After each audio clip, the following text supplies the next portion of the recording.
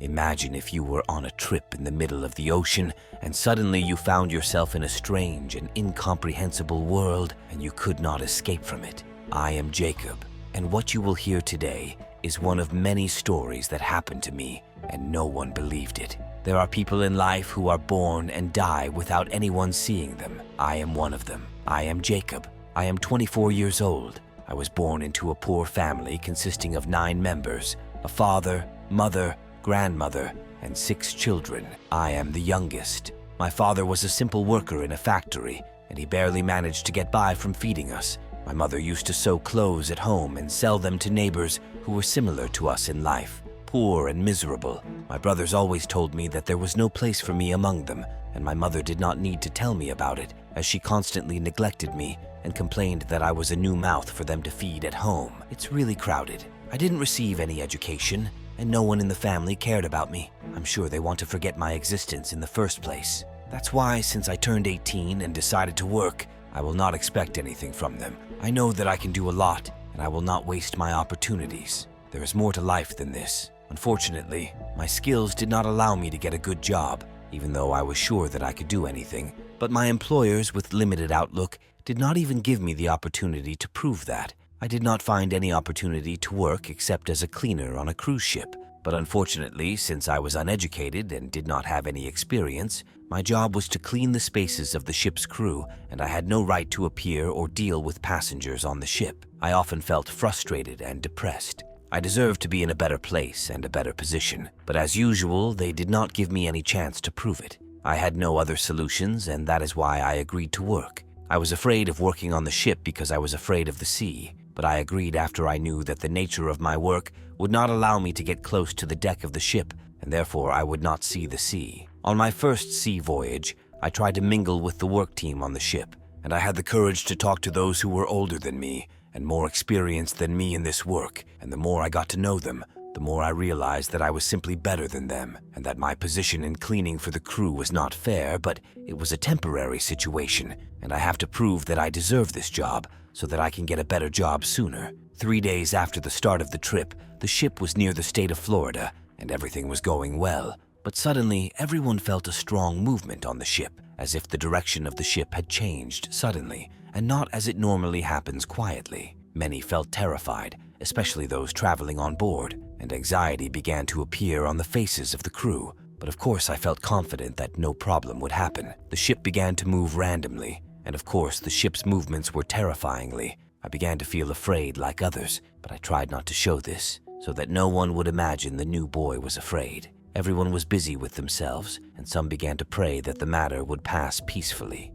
The ship's movement was strange, as if there was a giant hand moving it back and forth. I don't know why, but I felt like running. I wasn't thinking logically. Even if I moved from where I was still on the ship, and there was nothing I could do now. I couldn't even escape. When I started to go up the decks of the ship, I found the passengers hiding under the tables, and some were clinging to the ship's pillars and the furniture fixed to the floors. There were some people screaming and a lot of people crying, and this person was vomiting, and there was a mother hugging her children and trying to calm them down. The situation was crazy. I quickly arrived at the deck of the ship, and here I started looking at the sky. The sky was dark even though it was still noon. I could not control myself and stopped looking at the sky. It looked like a deep crater had opened and wanted to swallow the ship. I started to approach the edge of the ship, and I do not know how or who did that, but I felt someone pushing me forcefully. With the rapid movement of the ship, I lost my balance and fell into the water. Here I began to feel that I was bidding farewell to the world. I am not lying when I say that the story of my short life passed before my eyes. I inevitably perished. I was struggling with the waves with difficulty. My ability to swim was almost non-existent. Unfortunately, I could no longer bear the resistance, and I drank a lot of seawater. I must surrender now. I completely abandoned myself to the waves, and indeed the waves began to carry me, lift me up, and then return me to the bottom over and over again, until I felt like I was dying, and I no longer felt anything. I woke up after several hours to find myself in an iron cage that was barely enough for me. I did not know whether I was alive or dead, and now was the time of reckoning. Thoughts were swirling very quickly in my mind. I did not know where I was or what would happen. It was only a matter of minutes, and I began to listen to whispers, coming from everywhere, many voices chanting, "The monster has woken up! The monster has woken up!" I was hearing those voices, but I did not see anyone in front of me. I started trying to focus on those voices, and I found them coming from below. I looked down, and here I saw the strangest thing I had ever seen in my entire life. There were many people, but they were all small, very small, no taller than the length of my fingers. It was terrifying and funny at the same time. One of them stood on a long ladder leaning against the cage I was sitting in and started talking to the little people below. At this time, they had formed rows and were holding many small ropes that looked like strings to me. It seemed that the person standing on the ladder was their leader. He was talking to them and explaining to them the path we would take, and I understood from what he said that we would be heading towards the royal palace.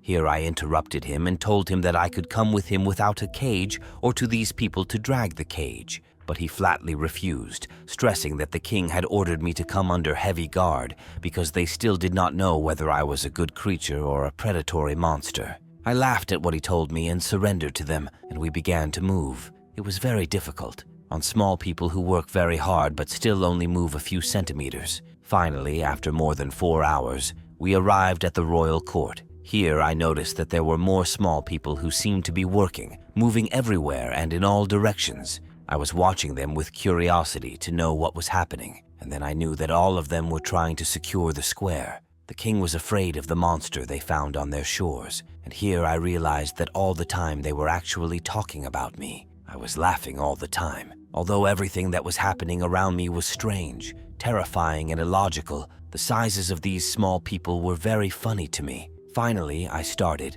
I listened to the sounds of music rising around me, and then I realized that the king had arrived in the arena. The king arrived, and all the people around him seemed very afraid, looking at him in horror, as if he was death and not the king. And here this man started talking and asking some people what he should do with me. One of them suggested that he kill me. The other suggested that I be imprisoned in the cave, and another confirmed my presence was a bad omen and they must throw me into the great sea. I felt that the king would make a terrible decision regarding me, but before he could make any decision, a voice appeared from among the crowds of people gathered in the square. This voice was of a man asking for everything to stop, and here it was. He stood next to the king's advisors. He apologized for his delay and confirmed that he was thinking of a solution to the problem of the monster that appeared on the city's shores. He assured the king that he had come up with the best solution. I could never be killed, imprisoned, or thrown into the great sea without them studying me. Yes, he said that he needed to study me, study the big beast in order to understand more about me, and then the king could make any appropriate decision as he saw fit. I did not understand what this man meant, and I felt very angry. He was talking about me as if I were one of the laboratory animals. I cannot accept this, but I can't move, and I'm afraid to object in this narrow cage.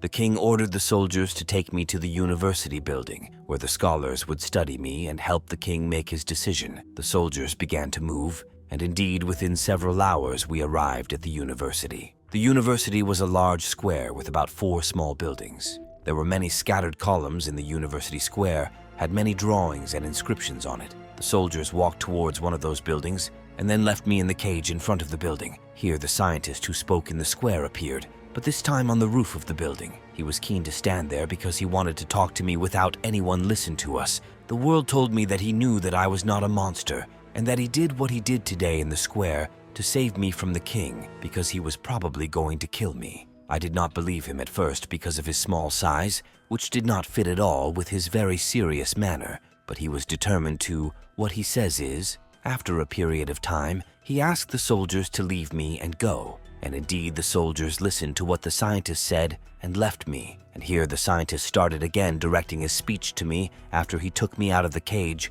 and asked me not to move randomly so that I would not step on anyone or cause in harming anyone. I agreed and sat in my place listening to what he had to say. Here the scientist began to tell me about their state and about the king who rules it, how he is an unjust king. Since he took power, the state's conditions have worsened greatly because of his injustice to everyone, especially the poor. The scientist king has imposed what was new was a lot of taxes, and he only cared about his interests and the interests of the group that supported him. How could he make bad decisions that harm all segments of the people but serve his rule and his stay in power? The scientist knew very well that the king was corrupt and did not deserve to remain in his place, but he was not strong enough to allow. He had the right to resist or object to the king's decisions. He was also afraid, like the rest of the people, of the king's oppression and injustice. when he learned from the people that the soldiers had found a monster on the seashore, and he learned the characteristics of this monster from the people.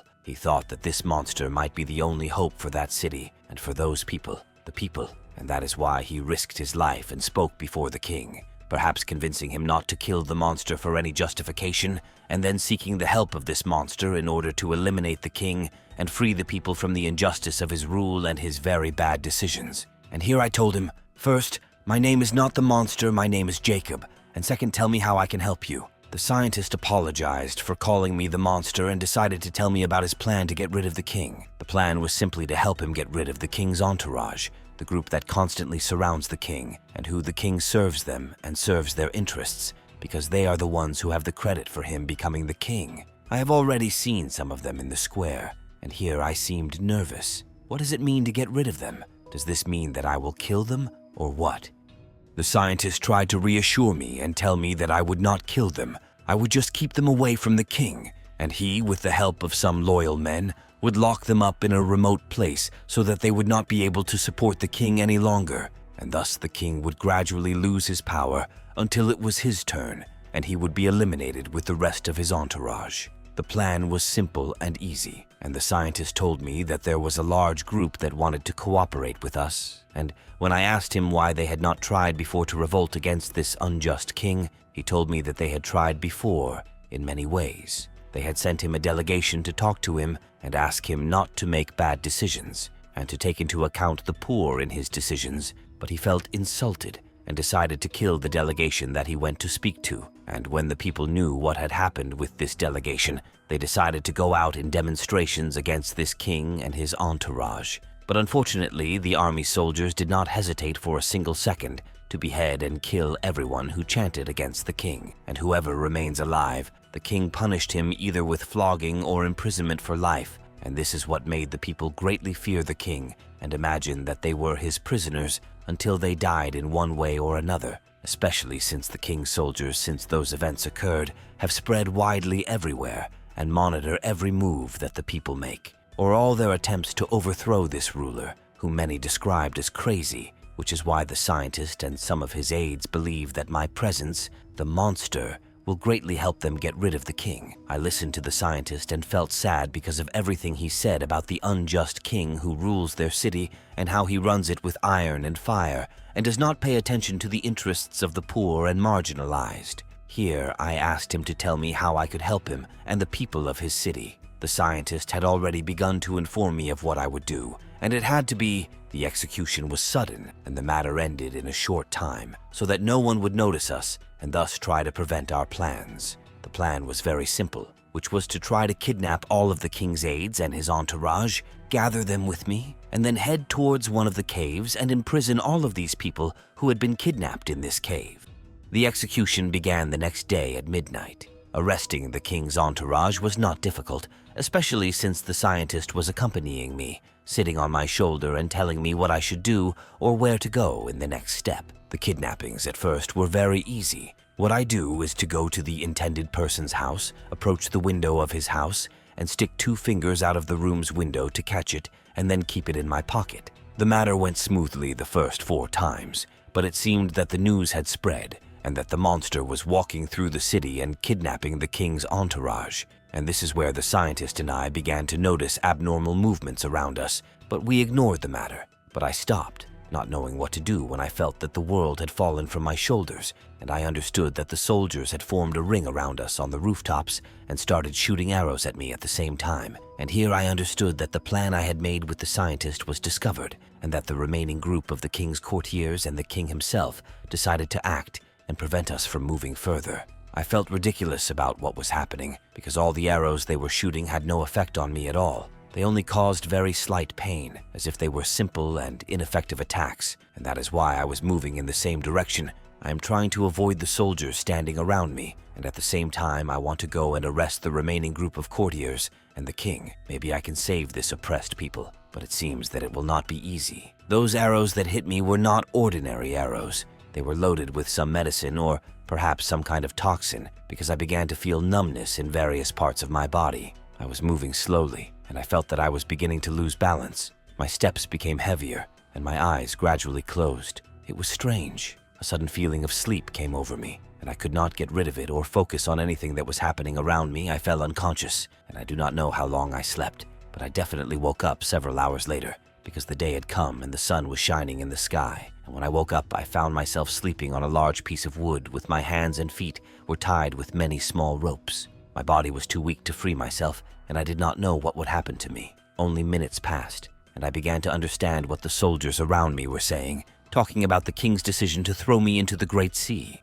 I started to move slowly, and when I raised my head, I noticed that there were many ropes tied to the piece of wood that I was sleeping on, and the other side of it was tied to many ships. Those ships dragged the big plank into the sea. The sea was normal and seemed calm, and indeed we moved into the sea, and after a period of time, I noticed that these ships were cutting the ropes tied to them and moving away from in front of the big plank. But at that time, the plank on which I was sleeping was moving very quickly. It was moving in the direction of the sea. It was moving quickly but steadily, and within seconds the speed increased a lot, and then the big plank moved like crazy, and the waves around me began to rise and fall. And suddenly the plank I was sleeping on fell as if it were on the edge of a very high mountain. I fell hard into the water. I felt afraid and started screaming for anyone to save me, but to no avail. I was completely alone in the middle of the water, the sea. I tried to resist and cling to the big plank, but the force of the waves that carried me was affecting the big plank badly.